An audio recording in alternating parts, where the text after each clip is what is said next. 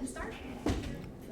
All right. Welcome everyone to the Global Education Colloquium. I'm really excited to be here. This is our last day of the year. We have a phenomenal speaker, Carly Mannion, who we've been trying to get on campus for 2 years now. It's been, yeah. Finally got it to work, so we're good.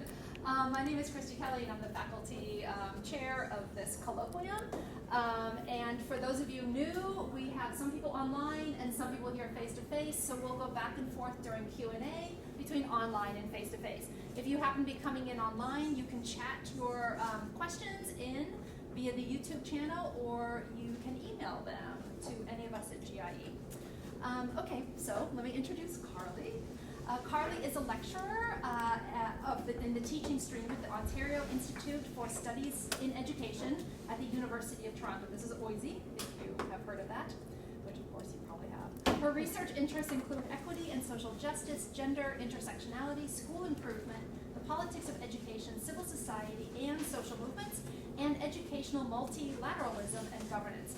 Her research has been supported by a variety of agencies and organizations, including the Social Sciences and Humanities Research Council of Canada, the International Development Research Centre of Canada, the Canadian International Development Agency, which is now called Global Affairs Canada, and she's also provided contract services to a variety of organizations, including the Aga Khan Foundation, British Council, UNESCO, UNICEF, Ontario Ministry of Education, the United Nations Girls Education Initiative, the Hewlett Foundation, and Open Society Foundation. And we're really excited because Carly's research today is looking at the world of education consulting and what this industry looks like and how are people who are doing education consulting around the world imagining their positions. This is really new research, so we're excited to see some of your preliminary findings and then hopefully invite you back later when you have the full set of findings available. Excellent. So with that, I'll turn it over to you. Thank you. Thanks, Christy. Thank you. Welcome. I am absolutely delighted to be invited to come here to Drexel and share, as Christy said, some of my preliminary findings from some research that I've been doing, exploring the intersections and implications of gender, race, and class in educational development consulting. And I will say, too, that based upon the respondents' perspectives, that I move beyond considerations too of gender, race, and class and exploring other categories and positionings and aspects of identity and how that influences the opportunities and experiences of education consultants. What I want to do for the presentation today is first I want to spend just a few moments locating me a little further in relation to the research, and then some remarks on conceptualizing and theorizing educational development consultants and their work. Then I will describe the study design, and then I'll move into the really fun stuff, which are the findings of the study. And then I'll wrap things up with a few remarks about the significance of it, and then identify some emergent questions and ideas for further research. So locating the researcher. I finished my PhD, I earned my PhD in 2010, and then I did 2 years of a postdoc at Université de Montréal in Canada. I received my PhD from OISE, University of Toronto, and then I went back, and I've been there working with a limited term appointment. It's a 50% academic appointment since 2012, and it's renewed annually, and it's been renewed seven times thus far. So that's 50%. And so leaving aside the question of what counts as 50% in academia, in theory, I have other time, and I've used that time to engage in consulting work. And I've been doing that while I was a PhD student and then afterwards as well. And so I have done, and mainly it's been in the area of gender, girls' education, school improvement, citizenship education, these areas. And I've worked for a number of different types of organization or clients. So I've worked for intergovernmental organizations, governmental organizations, foundations, some private sector, and also transnational NGOs as well. I am a cisgender woman, heterosexual. I'm telling you this because my participants kindly discuss these issues with me, and I feel it's important for me to also locate myself here in this space. And I'm a first generation graduate of university. I come from a very small rural town in southern Ontario, but have been primarily based in Toronto or near that. And I have a partner. We do not have kids, but we do have 3 cats. And I'm always happy to talk about my cats. So at the end, if you have any questions, I'm happy to answer them. So that's a bit about me. Now, conceptualizing educational development consultants. I'll say one of my participants said that they had never, actually 2, said they'd never really thought about this space, that they were in a particular space with others and thinking about it that way. And so in some ways, this research is the first of its kind. I do see that the education consulting, and consulting more broadly, is becoming a growing field. These entrepreneurial professionals. And that, notwithstanding the fact that in the post-war period, that there were a lot of consultants engaged, particularly from the field of comparative education, in terms of developing systems of education around the world. But more recently, I would attach this, or I would associate this trend in there being more people engaging in consulting work to changes in terms of the opportunity structures, the economic opportunity structures. For example, we have more and more people receiving advanced degrees, but the changes in terms of higher education, which at one time was one of the main sources of employment for PhDs, that's changed. So people are engaging more in contract work. There are fewer tenure track positions. And so you have people moving more into consulting work. Also, for faculty members in universities, research has become increasingly important as an aspect of their professional work. And so they're encouraged institutionally, they are ranked on it in terms of their performance assessments. So whether that's their independent research or research that they're doing for consulting, this has also been part of this push. Now, I can't say, though, how many people are, and I don't actually have evidence right now of this, like concrete evidence of this expanding space, but I believe it exists. And as Katay and Wright suggest, as employment shifts from primary and secondary to service industries, one of the fastest growing sectors within services is knowledge-based organizations or individuals working in that area whose product is the expertise of their members or of individuals. In terms of the existing literature on consultants, and in particular within the education sector, it's very limited. In fact, this book by Gunter and Mills is the only one that I found, whether it's a book or article, on the topic. So consultants and consultancy, the case of education. However, it's an interesting book, absolutely. But what they're talking more about the role of consultants in terms of knowledge production and knowledge mobilization. They're not talking about consultants as people, as humans who lead complex lives, who have diverse backgrounds, and how those lives and identities influence their consulting work. So I've noted here that there are no formal studies of how social identity and social positions influence education, consulting, opportunities, and experiences. So just initially, where do consultants work? Well, they can be faculty members, they can work for consulting firms, subcontractors, they can work independently as well. How do they work? Well, they can be part-time, it can be full-time, although in my particular sample there are only a few people that are doing this type of work full-time, or it can be what I would classify more as an occasional basis. It might be every couple of years someone will engage in consulting work. These contracts can be short-term, a month, a couple of weeks, a day, or it can be longer-term for over a year or more in some cases. Who do they work for? When I listed all the different types of organizations I've worked for, I think that sort of runs the gamut in terms of transnational NGOs or local NGOs, intergovernmental organizations, international finance, institutions, academia, foundations, private sector. So in terms of theory, I draw quite heavily as I approach the topic, and then also through in my analysis, draw on the work of Kimberly Crenshaw on feminist intersectionality theory. Intersectionality is used to describe overlapping or intersecting social identities and related systems of oppression, domination, or discrimination. Intersectionality starts with the premise that people live multiple layered identities, derived from social relations, history, and the operation of structures of power.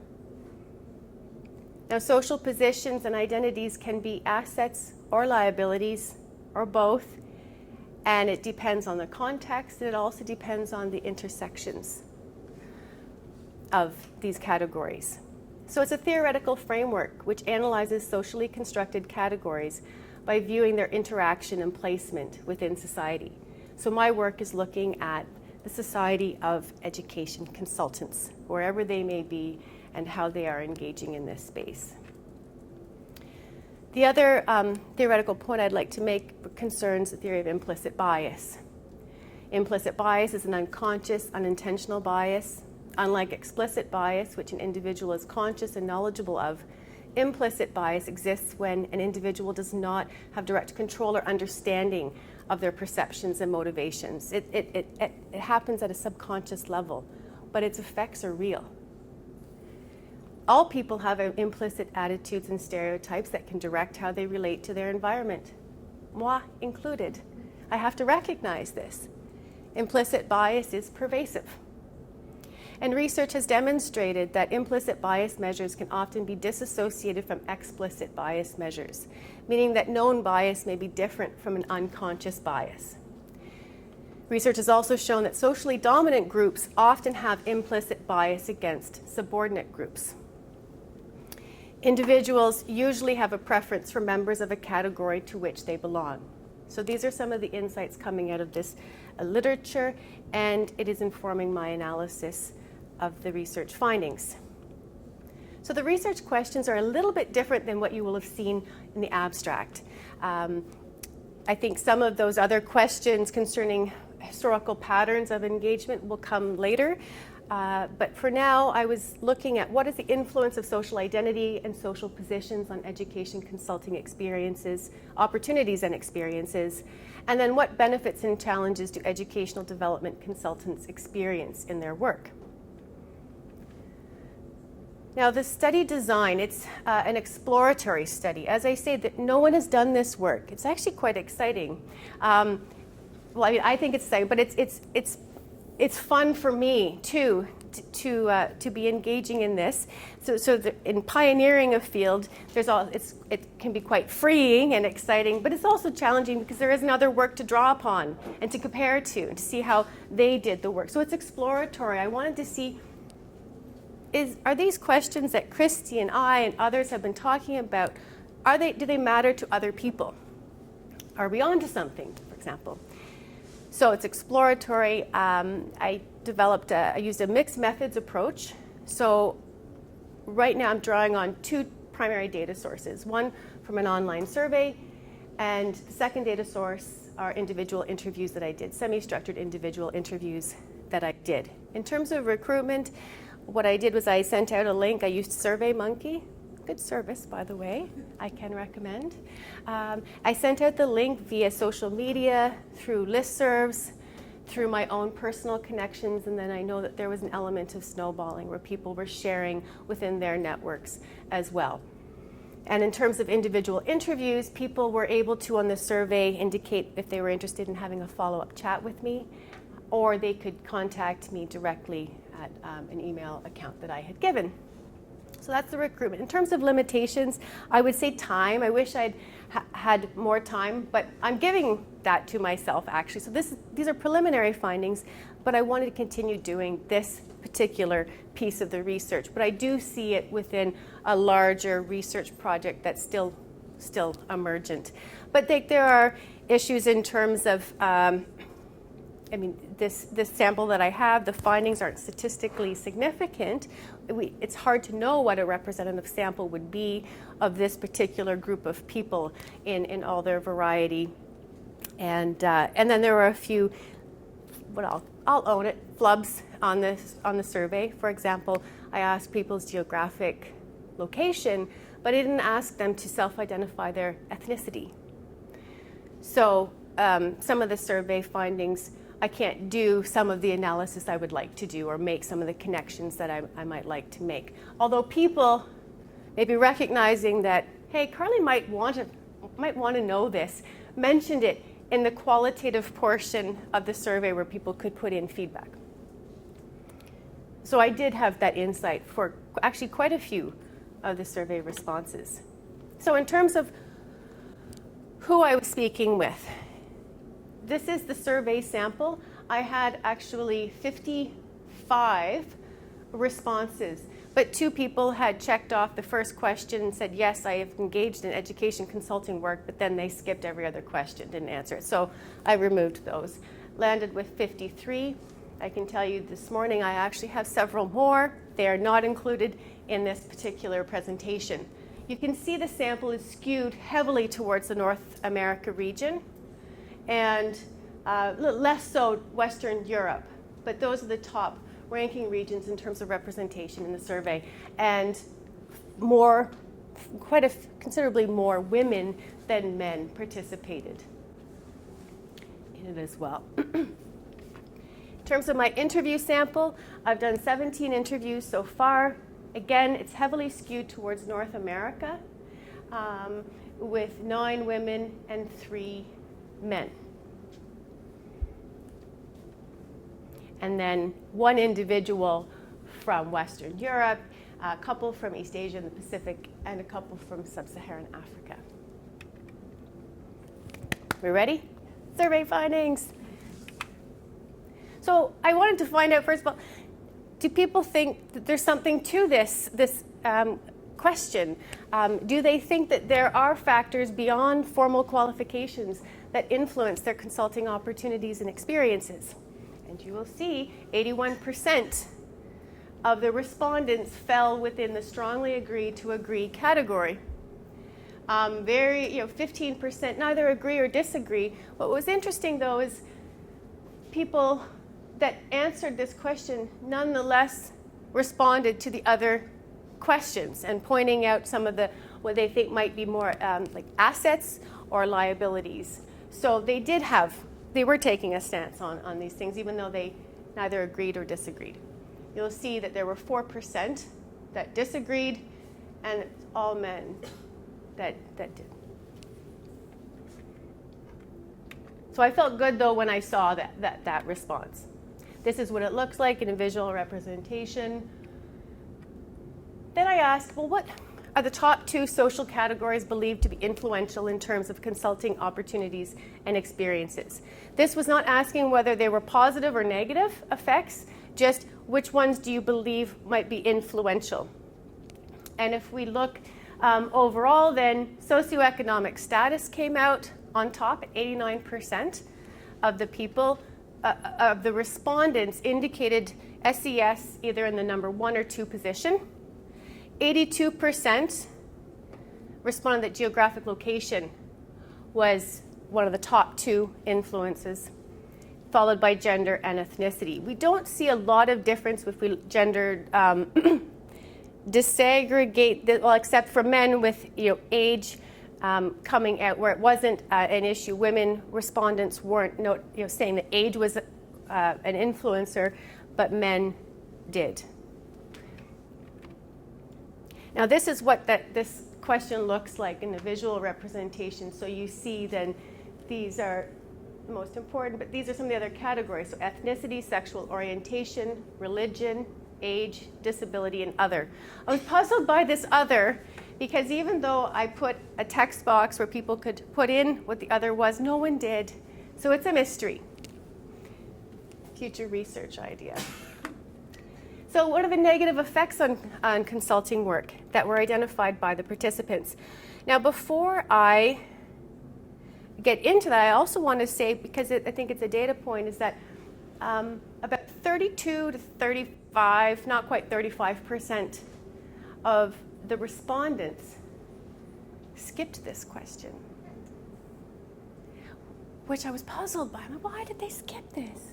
And then I was thinking, okay, looking at the other information that people have given me and knowing that it's heavily skewed towards North America, researchers in North America, I believe it's that people looked at this and thought, well, I can't say something that's negatively influencing my work right now.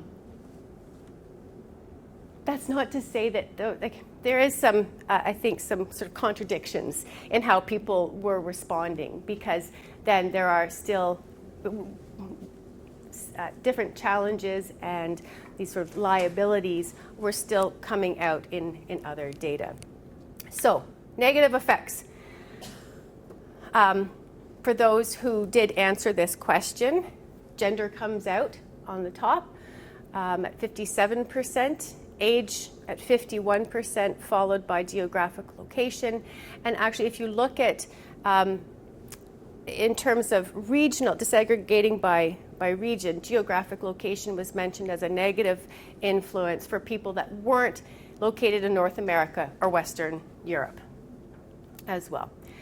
For women, gender came out as the most significant liability in relation to their consulting work, in terms of getting work and their experiences doing the work. But for men, gender was only seen as a negative factor, and it was tied with socioeconomic status and religion, down here at 22%, and so not even very significant in terms of the men responding. So, some samples of the qualitative responses from the survey in relation to the negative effects of some social categories in relation to their consulting work. So getting independent contracts is hard. Even though projects are happening all around me, I have to spend a lot of time trying to find opportunities. When I am hired, it's part of a team and I'm the local hire. My specialized training and experience don't seem to matter as much. Pay is less respect than international consultants. And my apologies for the typo. That is mine. They didn't say that. And this is a woman from sub-Saharan Africa. A man from Latin America and Caribbean region said, I have a family and need work. It's hard when there is no contract. I feel that I lose the chance to work because I'm not near the activity. A woman from North America said, I believe I'd be paid at a higher rate or be better poised to negotiate were I not a woman who is perceived as young. So while I said earlier that age didn't seem to be as significant for women, it came out later on, and then certainly in the interviews, the qualitative portion of the study. Another woman based in North America said, being married with children makes it hard to travel. This was something that was also backed up in the interview participants, people who, once they had children, had to decline more consulting work, or the terms like what they could take on would be different. It wouldn't involve as much travel, or travel to places that they'd been to before that they were comfortable taking their children to, etc. And then a woman from North America said, a trailing spouse, it's not easy to manage a dual career couple. And I think I'll just take a moment here too to jump. It was coming from an interview that I had, a conversation that I had with a participant, and it was interesting to me because having a spouse in the field was seen as problematic in terms of being recognized. So this was a woman being recognized in her own right for being there. It was, the man sort of took center stage. Oh, you're so lucky to have a husband that can facilitate this and that, and they'll talk to him. But for this individual who's also done field work with children, having children in the field became an asset, particularly for her, in her analysis, being in more family-oriented and family-centered cultural contexts that, in contrast to North America, where we feel like we have to hide the family, we're told that we should, that having children in the field in certain contexts can actually be an asset in terms of helping people open up, feel more comfortable, and be recognized, a recognized member of the community. So it's interesting. So having kids in the field was seen as a positive, but having a husband in the field, not so much. So the positive effects on consulting work.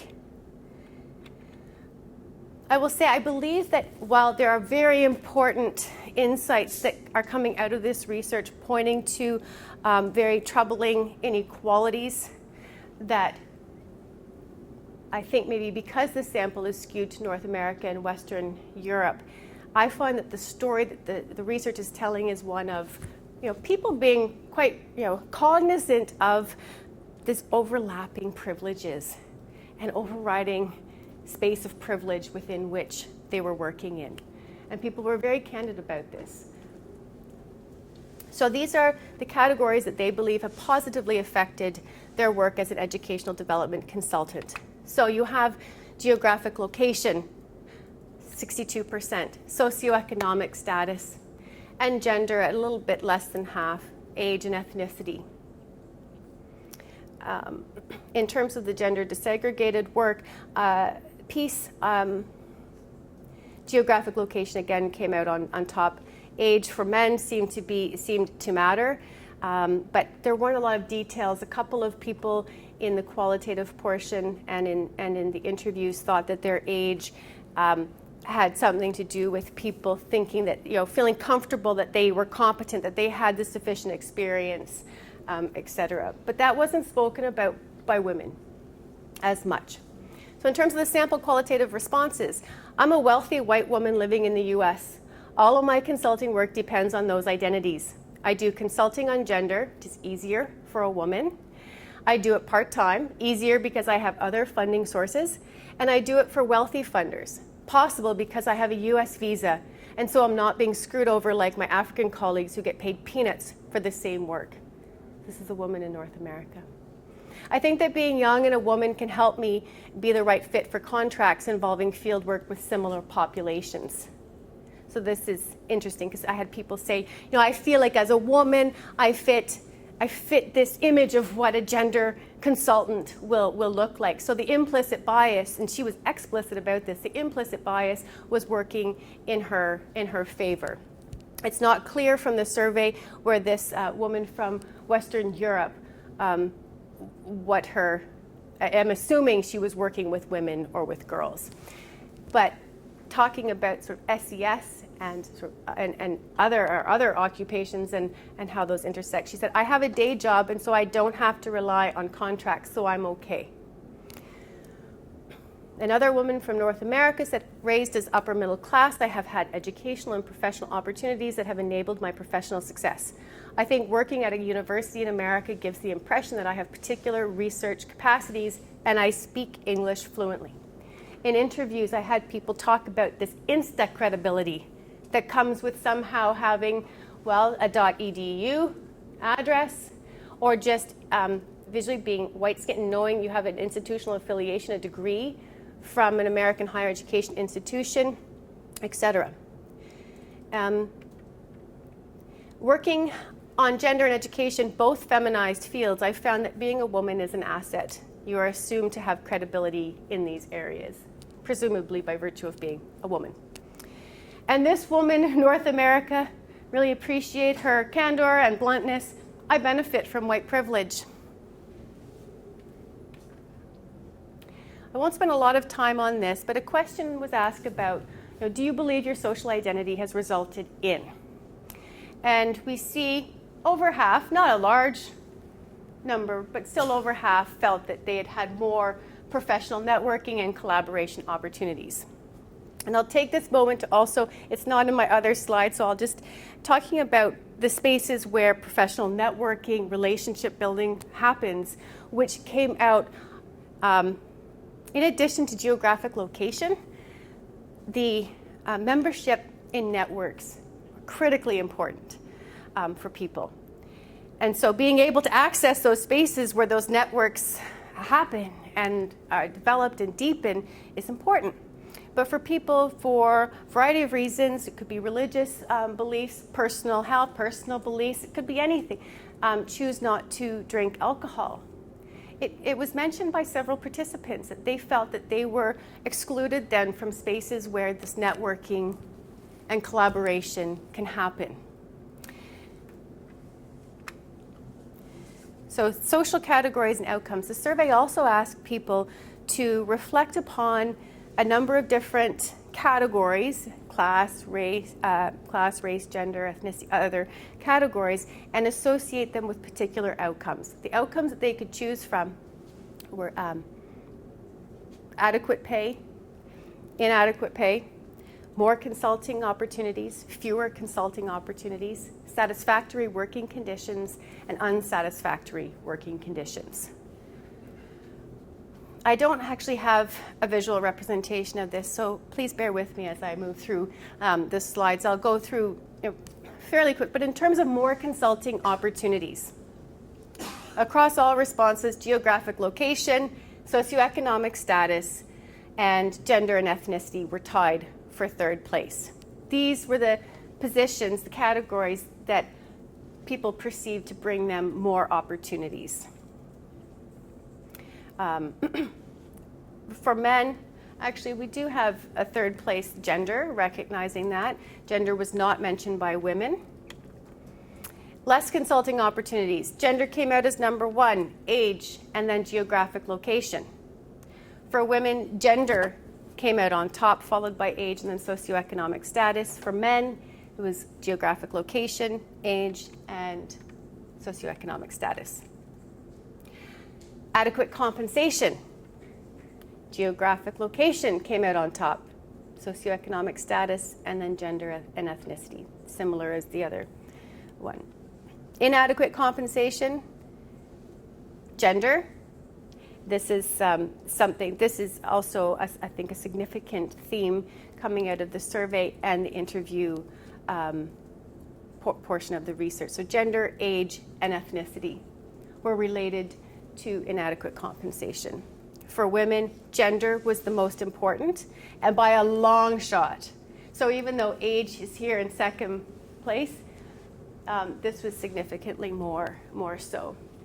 For men, ethnicity and geographic location were tied for first, with no other aspects mentioned or only mentioned like by one person. Satisfactory working conditions, again, you can maybe start to see this pattern: geographic location, socioeconomic status, gender and ethnicity, tied.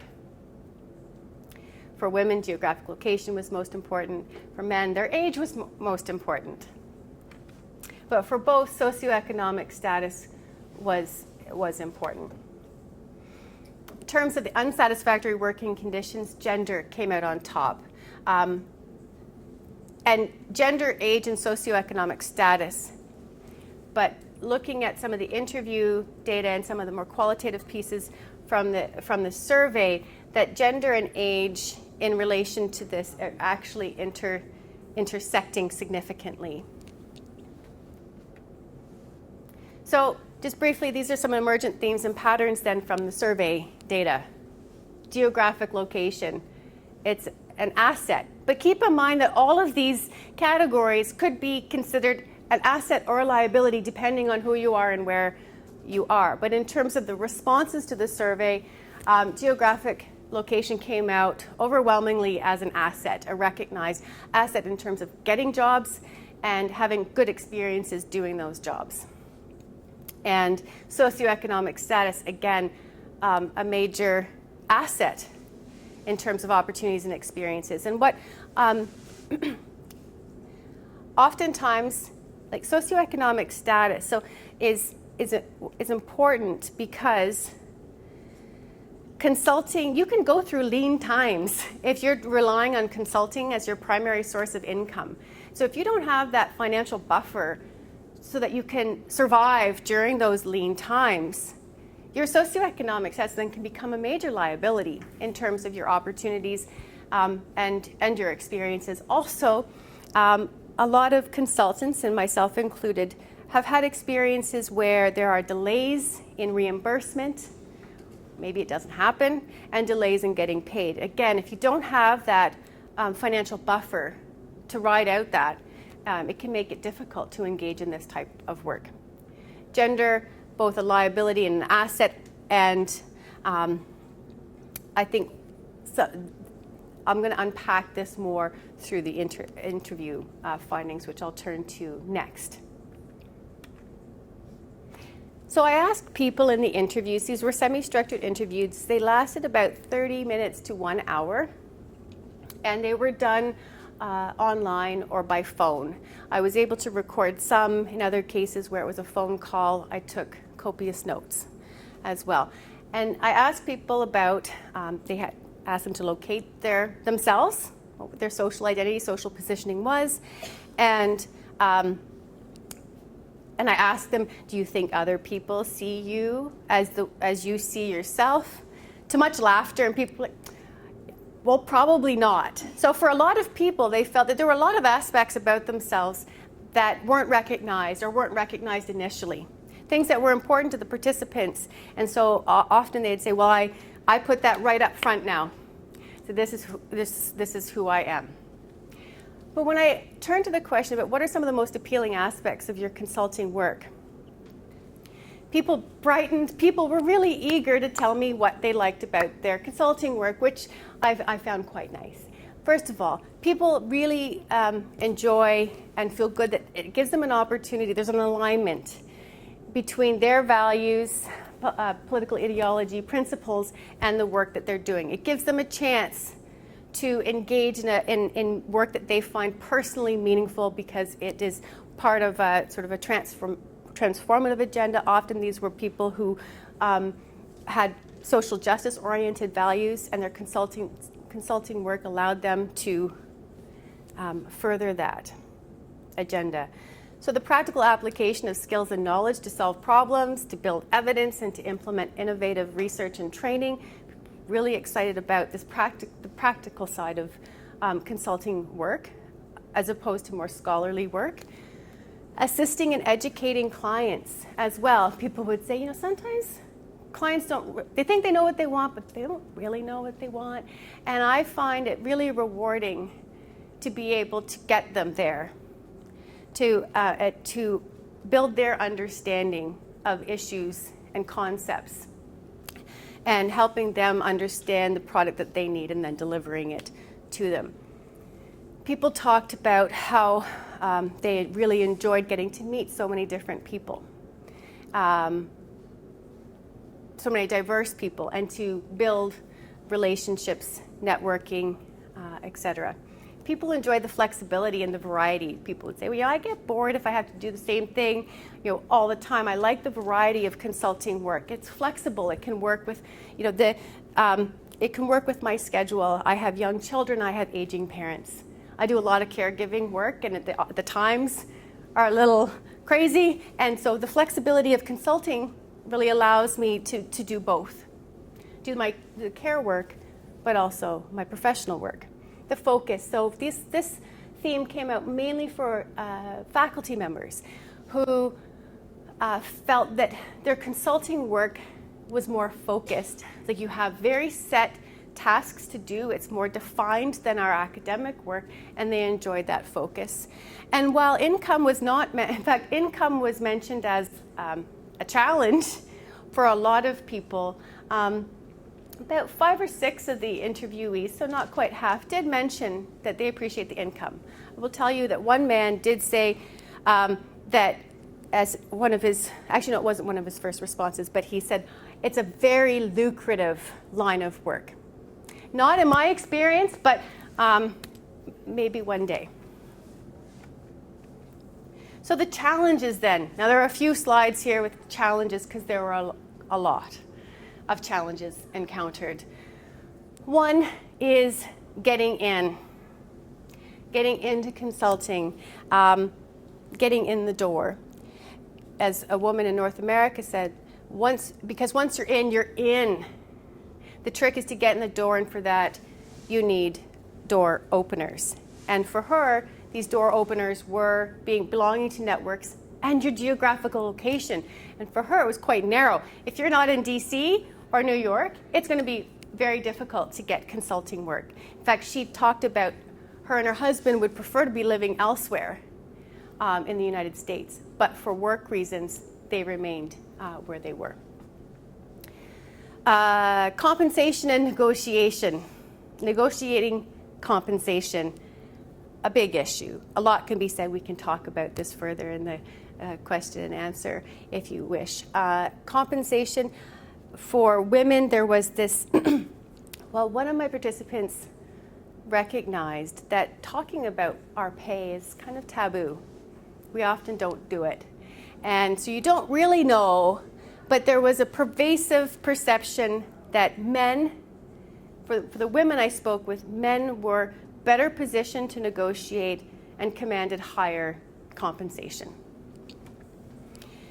A woman from North America said, negotiating pay is intimidating, unpleasant, and I never feel that I land well. And for some people, depending on your socioeconomic status and other positions, some didn't feel that they could say no to a contract where they knew they were getting lowballed, they knew that they were worth more, but they couldn't get it, and they also couldn't walk away. So there's lack of pay standards and guidelines. This is related. So there are no real benchmarks to know my worth. I think, no, I know that I undervalue myself. This is a woman, a recent PhD, so a new scholar, newer into the consulting business.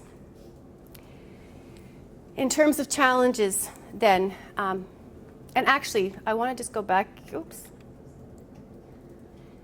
In terms of the compensation and negotiating compensation, it's not quite related, but it is in the sense of negotiating. So another challenge that I don't have on the slides is that a number of people, in fact, this came up in almost all interviews. There may have been one or two where it didn't.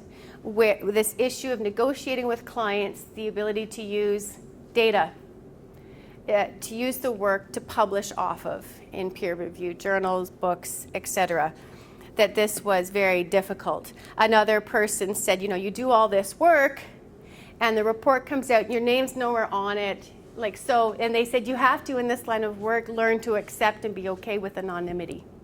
But in terms of how you build your networks and experience, if your name isn't attached to these things, it's difficult. And if you're not being allowed to publish off of it, it's a problem. Age, especially for a younger looking woman. This was mentioned very frequently in my particular sample. A woman from North America said, I feel like I had to prove my expertise. I think it took me longer to establish credibility and earn my colleagues' respect. I feel that I continuously have to prove myself. It is continuous. And just as an aside, it only came up 3 people, but given my own frizzy / curly hair, appearance though, and like dress, comportment, etc., all seem to also come up as challenges, and challenges in some ways, and then also they can be assets. So just the implicit bias that people have against, which is actually proven in some research, suggested in some research, against people with curly hair. So this perception that people with curly hair, people see us as being disorganized, flaky, scattered, untrustworthy. I actually brought my hair straightener today, but I didn't have time. So you're getting the curls. But I hope you can trust my research. So managing expectations, the mission creep.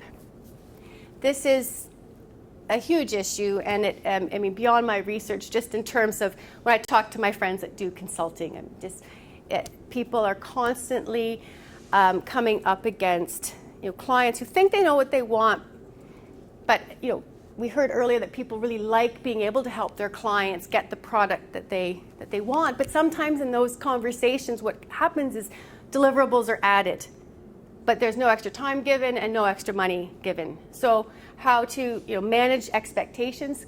Often clients aren't researchers or consultants themselves. They don't have an understanding of how long certain tasks take.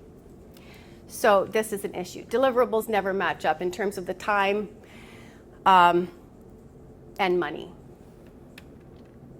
Lack of follow-up. This is a man from East Asia said, I used to be more invested, but I've learned to relax and let it go.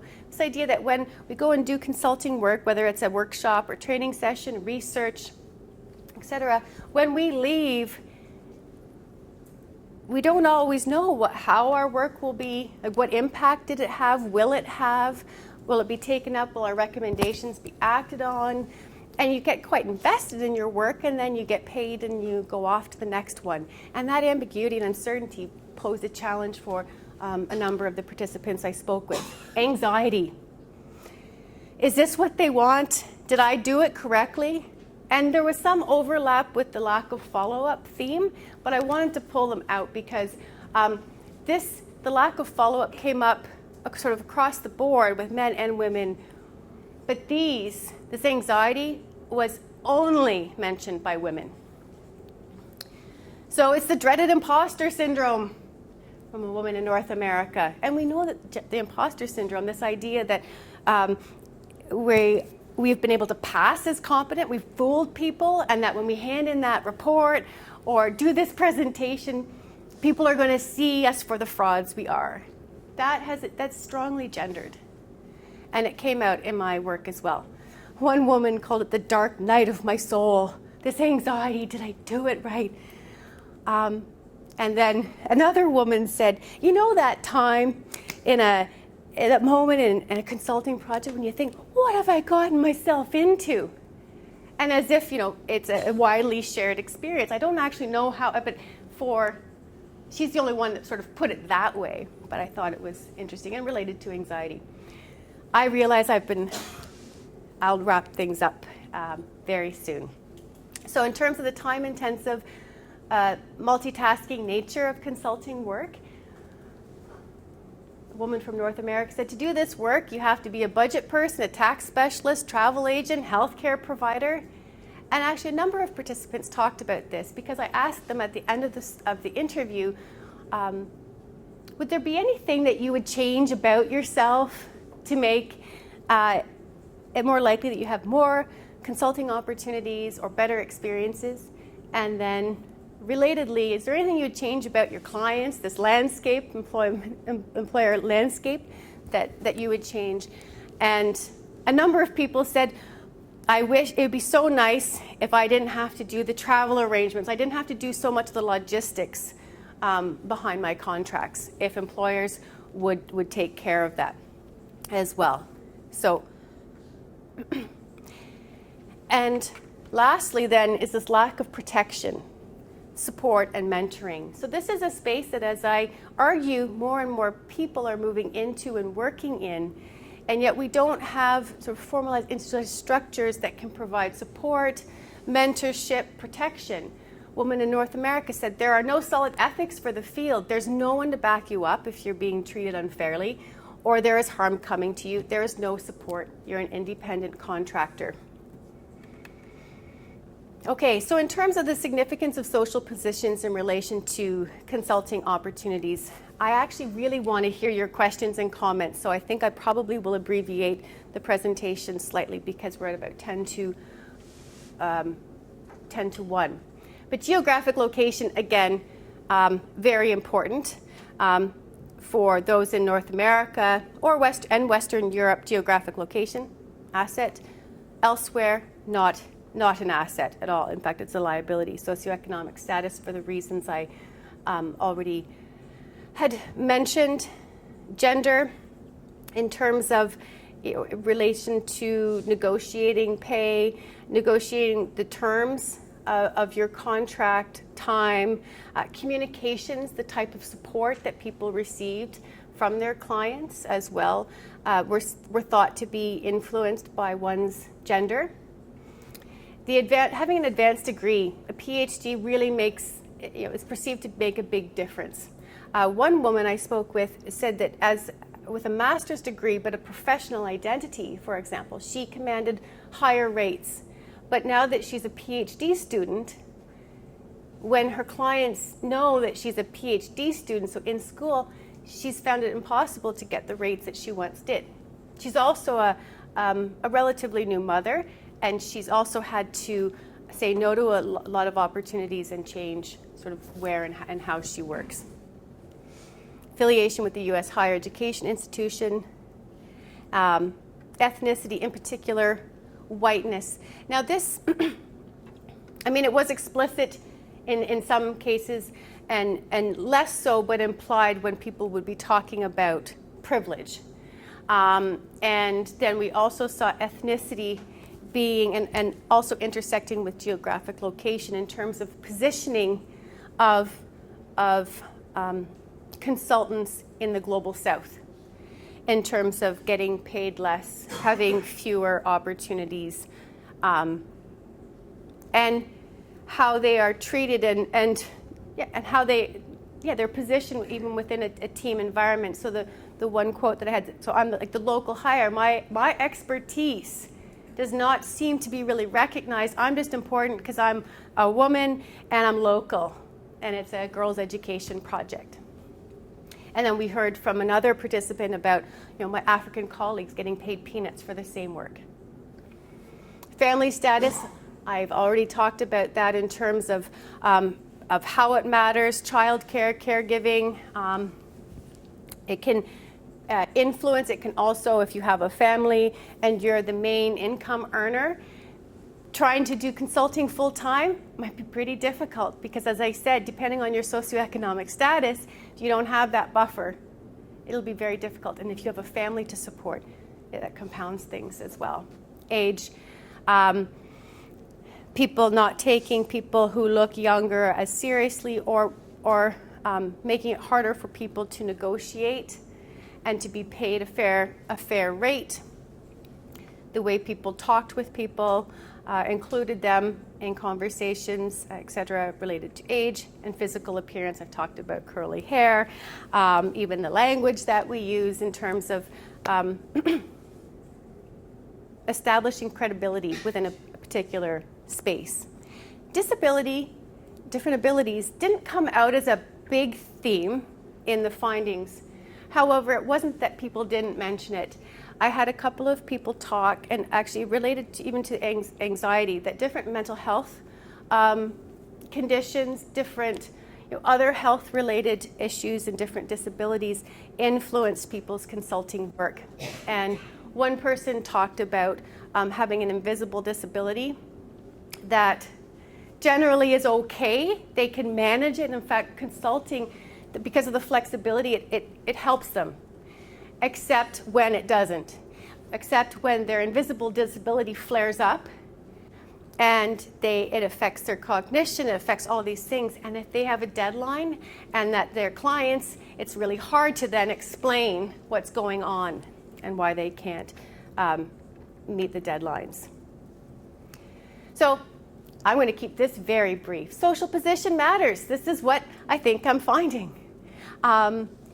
And not just a given social position, but the intersecting of different positions and factors matter in terms of people enjoying a secure consulting experience, or a bad one or less satisfactory working experience. Implicit bias seems to matter as well in terms of the perceptions of the participants. In terms of the emergent questions and future research plans, I think ongoing research is needed. I want to develop this particular piece further, as I suggested at the start of this talk. And then I also want to add on some follow-on studies from this, particularly looking at, ongoing research is needed. So what I want to do in the next couple of months is try to increase my response rate from regions outside of North America and Western Europe, and do further interviews as well. I want to be able to incorporate those perspectives into this work. But I also think it'd be interesting to look at the salience of these issues for consultants across different subsectors and topics. Because people were doing gender and education work, gender work, they were doing program evaluation, they were doing one-off trainings. There was a wide variety. So I would like to look at consultants engaging in different areas. And I believe, too, some different methodological approaches would be interesting to apply. Perhaps some more in-depth qualitative research could yield further insights. But I've also, what I want to do is do a bit of bibliometric analysis So that's where I would take, like, from a sample of different institutions, like UN agencies, World Bank, who do a lot of hiring and rely on consultants, and then look at whose names are on a sample of documents to try. I mean, it's an imperfect science, but it can. I think it can reveal some important insights, and it can be a nice sort of complement to the other data sources as well. And my last point I will tell you about is that I had an interview with someone who had recently been sent an opportunity, a consulting opportunity, and it was for a two-country study in the Global South, and it was sent by an organization in the Global South, one that this participant had long-standing relationships with, and they were looking for recommendations for a consultant. And my participant said, I have two people that would be great. They both have PhDs, and they are each in the countries that you're looking for. Because the call for proposals said, or the TOR said, there'd be 2 trips involved. So my participant said, that'd be great because they're already there. The response was, well, we're looking for 1 consultant. My participant figured this was because 1 consultant is figured to be cheaper than 2 consultants. Okay. So she wrote back and said, is this, so you don't want to, and is my understanding correct that the assumption is that the consultants will come from the global north? And the woman wrote back and said, yes, I'm afraid that's the normal pattern. So what I want to do then, as part of this work, is do an analysis of a sample of TORs and look at the language, because I hadn't thought about that. So even just saying, 2 trips or 1 trip implies then that it won't be local people that do this research. So I want to do that as well. And thank you very much for your time. I am done, and I welcome your questions and feedback. Thanks. So we have a few minutes. Yes, go ahead. I have a couple of questions. Thank you. I can see the direction that this is going in, and I appreciate that it's preliminary. So one of my questions is, some of the challenges that you identified are not necessarily specific to consulting, I would say. So the anxiety, imposter syndrome, we see that among women in many professions, sometimes also in men. Being a trailing spouse is a problem for people anywhere, oftentimes. Being paid less if you're a local or getting less respect is true if you work for embassies, if you work for the World Bank, whether you're a consultant or not, right? So what would you say is the significance of those comments emerging? And then my second question, which is somewhat related, is do you have a sense of how many people in your pool are working as consultant and that's their job, and how many people are working as a consultant and that's in addition to their job? Yes. Because I would imagine that their attitudes about it are different. Yes. Okay, so this absolutely, and I mean, I was partly drawing inspiration from studies, feminist studies of different organizations, or women faculty, women in higher education. We have this work, we have evidence and record that these things matter in these spaces. And so while these might not be surprising findings, we don't actually have these findings yet recorded. So I think it's significant in that sense. I think it's significant in terms of when I share, hopefully there's an educational value in terms of people that will be working in consulting, and then to be mindful of these things, and also in terms of potential clients. Some of you could be clients, and to be mindful then of how these factors and identity aspects come into play. So I would say that would be the significance there. And in terms of almost all, so one of the things I didn't say from this survey, that about a little less than 60% indicated that they had done 1 to 5 consultancies in the past 10 years. A further, say 30%, not quite 30%, had done 6 to 14 consultancies in the past 10 years, and only about 15%, 10-15% had done 15 or more consultancies. The people I spoke with, only 3 of them did it full-time and exclusively. And one said that she actually wouldn't do that if she didn't have a husband who had insurance, health insurance. So most of the people that I spoke with were doing it on a part-time basis, and whether they were in academia or not. But a lot of the people I did speak with in terms of interviews were academics working in universities, and then I had a few who were recent graduates who also were engaging in this work on a part-time basis. And then you have, I would say actually the occasional, like sort of even less than what I'd consider a part-time, the occasional consultants tended to be faculty. So that sort of middle, the part-time was for non-faculty members as well. So thanks for your questions. You have one question online right now, and I apologize because I'm going to mispronounce their name, from Ryan Sender from McEwen University. And Ryan asks, you speak of geographic location challenges, if not located in DC and New York City. Can you speak to personal experience of global location challenges being based in Canada or the University of Toronto? Yes, thank you. I will say it's a story of privilege. I absolutely believe that my work, even having the part-time faculty appointment, gives me this insta credibility in the eyes of potential clients as well.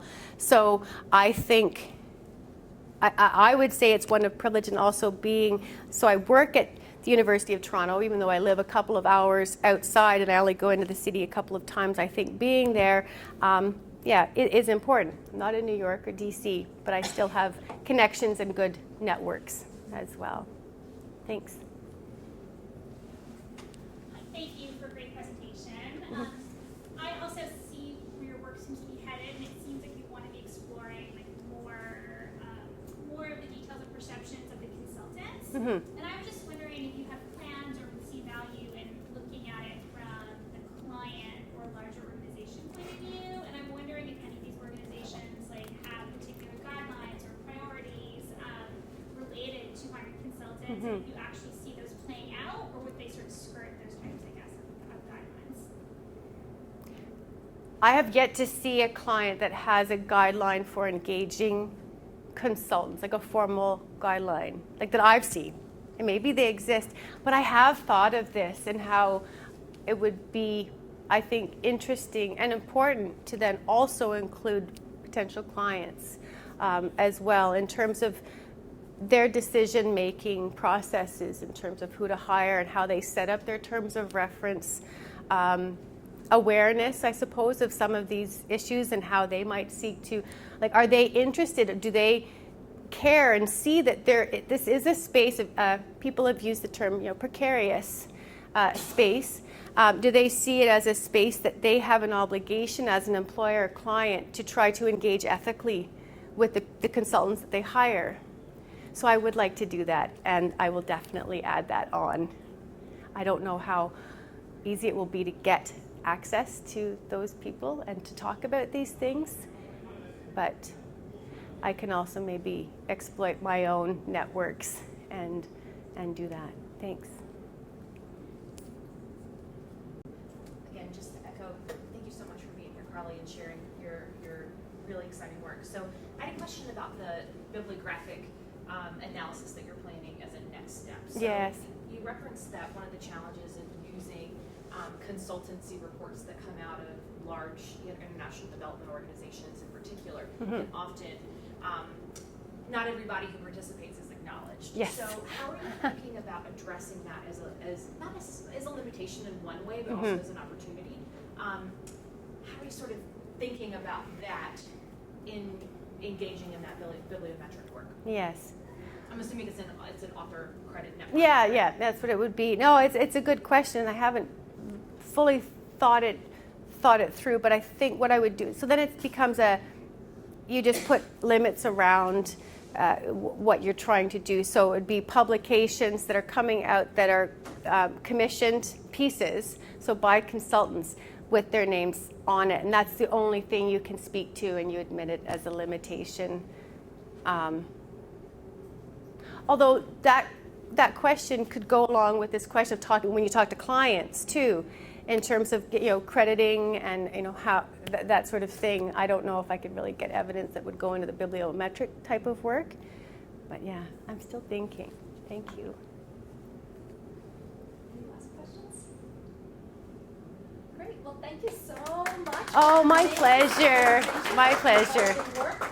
And thank you to everybody who has been online today. We appreciate your Thank questions you. and attendance. And we'll see you next year at the Global Education Colloquium starting in the fall. Thanks. Great. Thanks, Christy.